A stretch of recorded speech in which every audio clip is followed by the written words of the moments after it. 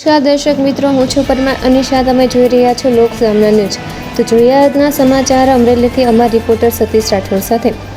દેશના રાજકારણમાં શિક્ષણ મંત્રીના રાજીનામાને લઈને રાજકીય ગરમાવો જોવા મળી રહ્યો છે.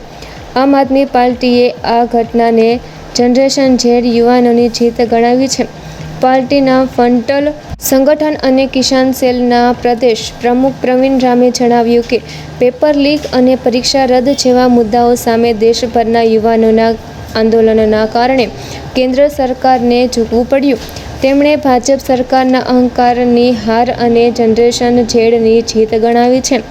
આમ આદમી પાર્ટીના નેતા પ્રવીણ રામે જણાવ્યું કે દિલ્હીના જંતર મંતરથી શરૂ થયેલું યુવાનોનું આંદોલન સમગ્ર દેશમાં ફેલાયું હતું અને ગુજરાતમાં પણ ગાંધીનગર ખાતે સત્યાગ્રહનું આયોજન કરવામાં આવ્યું હતું.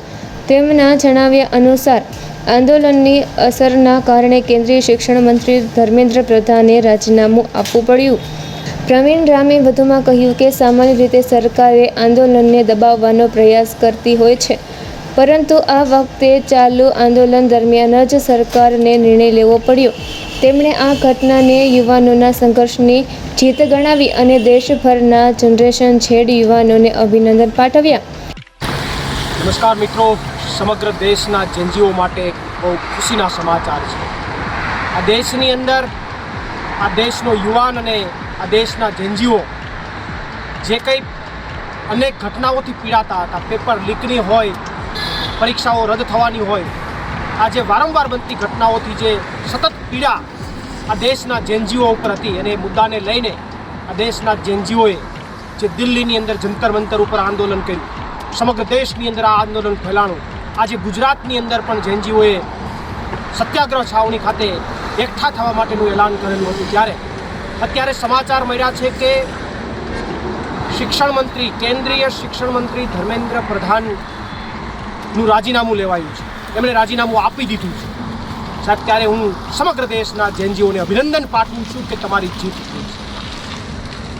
આ આંદોલનથી એક વસ્તુ પ્રતીત થાય છે. આંદોલનની અંદર એક વસ્તુ એ જોવા મળી છે કે કોઈ આંદોલન ચાલુ આંદોલનમાં એટલી બધી તીવ્ર કક્ષાએ પહોંચી જાય કે સરકારે એ આંદોલન ચાલુ આંદોલન દરમિયાન જ ઝૂકવું પડે.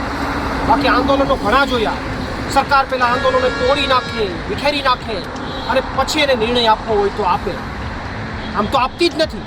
પરંતુ આ દેશનું પહેલું એવું આંદોલન હશે આ દેશના જેનજીઓનું કે આંદોલન ચાલુ હતું અને એટલી બધી કક્ષાએ પહોંચી ગયું કે સરકારે, કેન્દ્ર સરકારે ઝૂકવું પડ્યું, મોદી સરકારે ઝૂકવું પડ્યું અને ઝૂકીને ધર્મેન્દ્ર પ્રધાનનું રાજીનામું લેવું પડ્યું. આ સૌથી મહત્ત્વની વાત એ છે. આ ભાજપ સરકારના અહમની હાર થઈ છે અને દેશના જેનજીઓની જીત થઈ છે.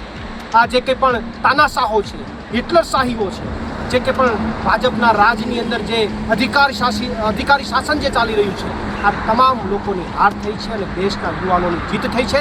ત્યારે આ જીત બદલ સમગ્ર દેશના યુવાનોને હું અભિનંદન પાઠવું છું. આભાર. આપનો પ્રવીણ રામ, પ્રદેશ ફ્રન્ટલ અધ્યક્ષ, આમ આદમી પાર્ટી. તો ફરી મળીશું એક નવા સમાચાર સાથે. ત્યાં સુધી જતા રહો લોક સામના ન્યૂઝ.